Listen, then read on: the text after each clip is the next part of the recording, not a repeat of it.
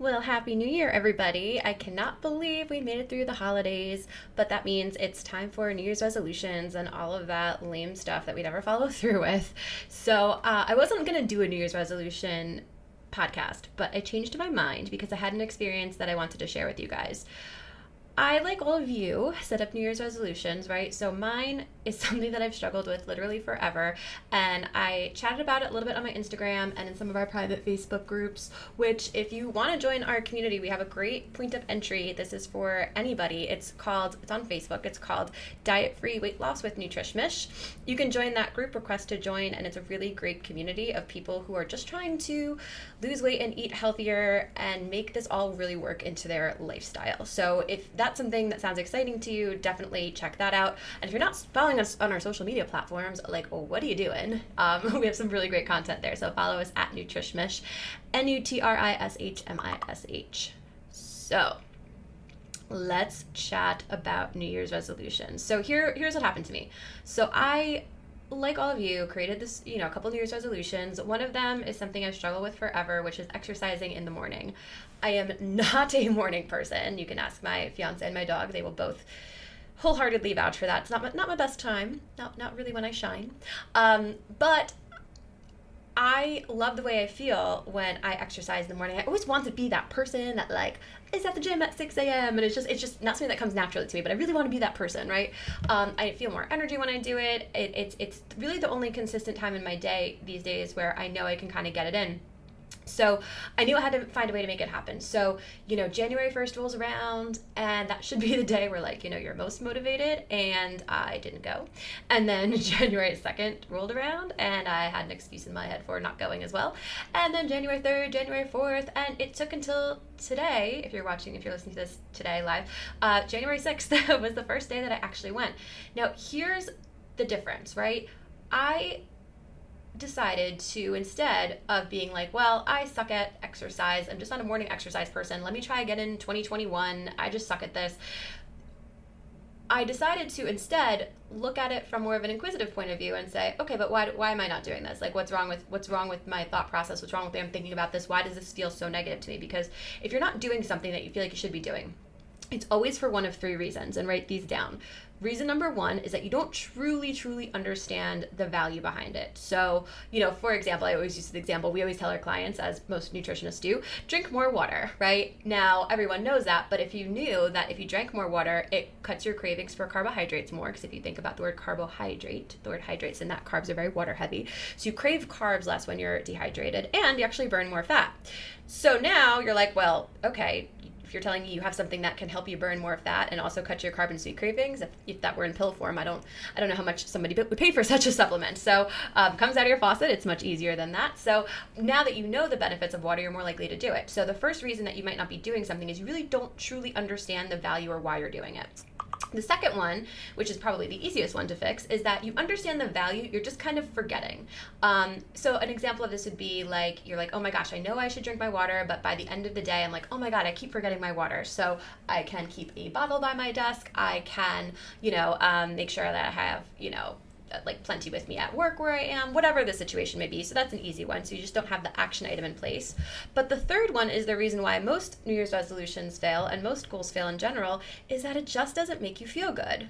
So that's what I noticed when I was going to exercise. 6 a.m. me would wake up. 3 p.m. me was all about it. 3 p.m. me is like, yes, be that 6 a.m. exercise person. But 6 a.m. me was like, yeah, no, not so much. So 6 a.m. me was like, I have a whole day ahead of me. I have all this shit to do.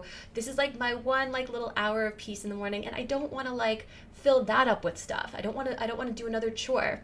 So that's the first thing that resonated with me, was that, oh my gosh, I'm looking at this like a chore. I'm looking at it as something that it's another thing I have to do. So of course I wouldn't want to do it. So then I was like, all right, well, why do I want to exercise in the first place? Because in the morning, because it's I know I can get it in. It makes me feel good. I feel bad when I don't do it. And also I'm getting married in a few months, so there's some motivation too to get my ass to the gym. But then the third thing that I noticed also was, I'm so much more productive. I have so much more energy when I exercise in the morning. What else gives me a lot of energy? Well, coffee does. Now, I would move hell and high water to get my coffee in the morning. You will never hear me say I was too busy. You will never hear me say anything, because I look at it as such a positive. And now I'm like, well, what if I applied that same feeling to exercise? That'll be like my coffee in the morning. That'll be like my competitive edge. So now instead of waking up being like, oh my God, it's another thing I have to freaking do, now I'm looking at it like, okay, this is going to be the thing that I do. It's going to give me more energy. It's going to make me bulletproof throughout the day. It's going to, it's going to be something that I'm actually going to really like feel energized and empowered by. So that kind of shifted my thoughts a little bit. The other thing though, and I realized this on the 5th, and that wasn't enough though. So then I was like, all right, well, what else can I do to kind of make this enjoyable? Because even though now I'm thinking about it differently, like, let's be real, the treadmill's freaking boring. Like, you can only jazz that up so much. So I was like, how do I really make this stick? How can I really correlate this to something that I would feel good about, I'd feel positive about, I really want to do? So if any of you guys know me, I'm a Bravo fanatic. I know Housewives of everybody. My goal in life, if you ask me what my number one goal is in life, I want to be a Bravo celebrity. I want to be a housewife. I'd be so good at it. Don't judge me. I know it's weird. I just have this. I just love them. So, but that being said, my fiance obviously is not such a fan. Although I feel like he should be. Like, there's some guys that really love Bravo. I wanted to be one of those guys, but that's fine. So what I was like, all right, let me maybe watch one of my Bravo shows while I'm on the treadmill, or there was a really great training by Dee DeGrasse I wanted to really listen to. So I was like, but it was 2 hours. So I was like, oh, well, I don't have 2 hours in my day to listen to this training, but I really want to listen to it. So I was going to listen to it, piece by piece on my commute for probably, a week before I finished it. But then I was like, let me listen to it in the morning when I'm exercising. So now I have something that I'm doing that I actually really want to do. It's exciting. I want to like get up and I want to listen to the training. I want to watch the show. I want to see what happened, on that episode the night before. And now I also have a positive feeling about it. It's not a chore. It's what's empowering me. So I shifted the way I thought about it. I shifted my mindset about it. And today I got up, no problem, and did it.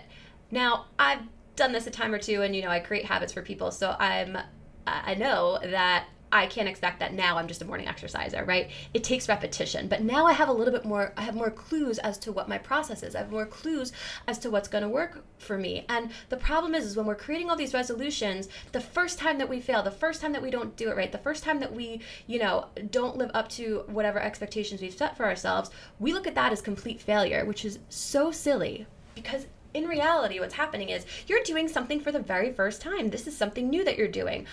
I can't think of a single damn thing that I've ever done the first time and did it perfectly. Not one. But for some reason, that's how we kind of approach these resolutions, right?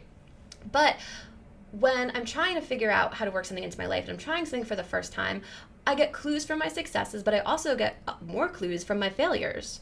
So I had this great opportunity from my failures to be like, all right, I could have gone two ways. I could have turned around and been like, Michelle, you suck. Like, this is what you do for a living. You literally could not get your ass to the gym on New Year's of all times. Like, come on. You can't do it now. When can you do it? I could have totally gone down that rabbit hole. And I'm not going to lie. I think I did initially. But then I was like, but why am I not doing it? There's got to be a reason. Well, it doesn't feel good. Of the three, it doesn't feel good. Why doesn't it feel good? Well, I'm looking at it as a chore. How can I look at it differently? I feel like, how can I attach something positive to it that I actually really want to do? And that's how you want to look at your resolutions. You're getting clues, positive and negative, all day long, but you want to take a second to listen to them.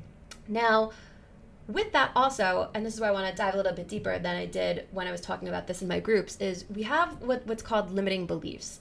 And limiting beliefs are these little subconscious lies that we tell ourselves that prevents us from doing things. And I want to challenge all of you to be very conscious of your subconscious thoughts, if that makes sense, or be very conscious of your thoughts around your resolutions because you'll notice you'll have feelings, you'll notice you'll say things to yourself, and when you bring that to your conscious, when you say them out loud, you'll realize some of them make no damn sense, right? And then when you kind of look into that, you get even more clues, and some of them are just flat out mean. And why would you want to listen to yourself if you were mean? Like before, I was like, oh my gosh, Michelle, why can't you get to the gym? This is literally what you do for a living. Like, why? Like, what is wrong with you? That's not very nice. And I would never talk to somebody like that. And if somebody outside of me talked to me like that, I probably wouldn't listen to them. But we do that all the time. Sometimes, though, if you listen to your subconscious thoughts, they're not even logical. So an example of this is, I noticed that when I was trying to toy with the idea of going to the gym this morning, my fiance was around. Now, he's a personal trainer. He exercises all the time. It's not a thing for him. He just freaking do it already. So I found myself thinking, because I was paying attention to it, which this makes no damn sense, but it was still a weird thought in my head. Well, I don't want him to see me go downstairs and go to the gym, because then he's going to be like, oh, well, here she is. She's getting into a new routine. Well, she never fails. She always fails these routines when she tries. Like, this is just another, he just does it, right? So which this really doesn't make any sense. I found myself thinking to myself, well, I don't want him to see me go downstairs and go to the gym, because then he's going to be like, oh, good, she's getting into an exercise routine. And then I'm going to inevitably fail at it and then disappoint him, because he knows that I want to do this, but I never follow through with it. So I'm not going to go, because I don't want him to see me go. And then he's going to think that I'm a failure. And that makes literally no sense. And I know that.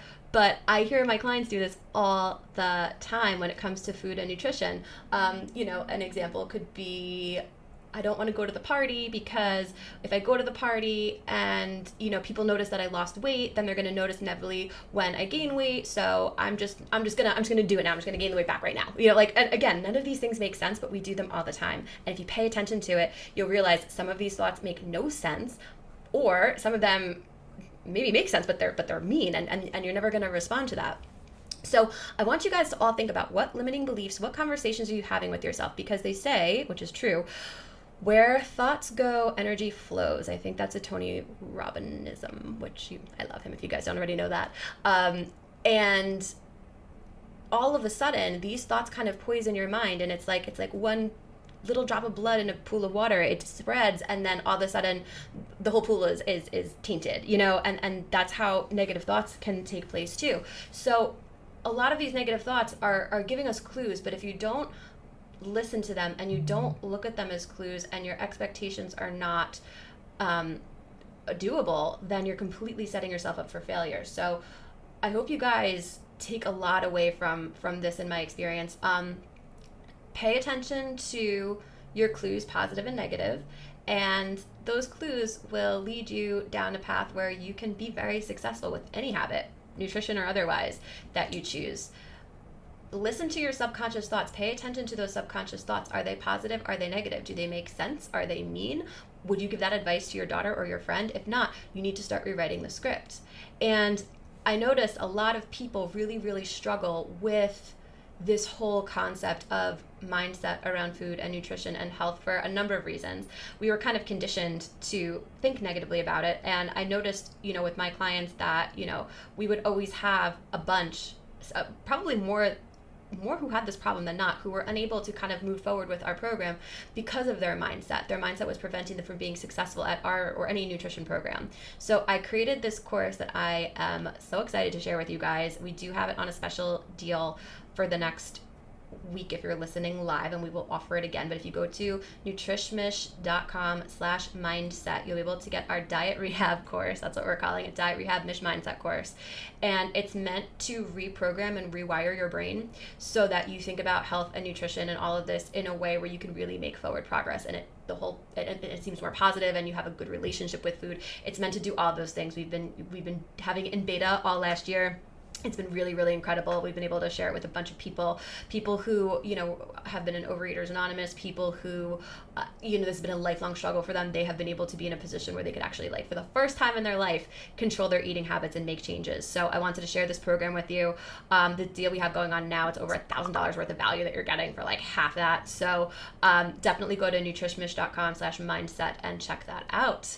So I hope you guys enjoyed this. If you liked this episode, please subscribe. If you liked it, give us 5 stars. If you didn't, don't give us less than 5 stars. Just kidding.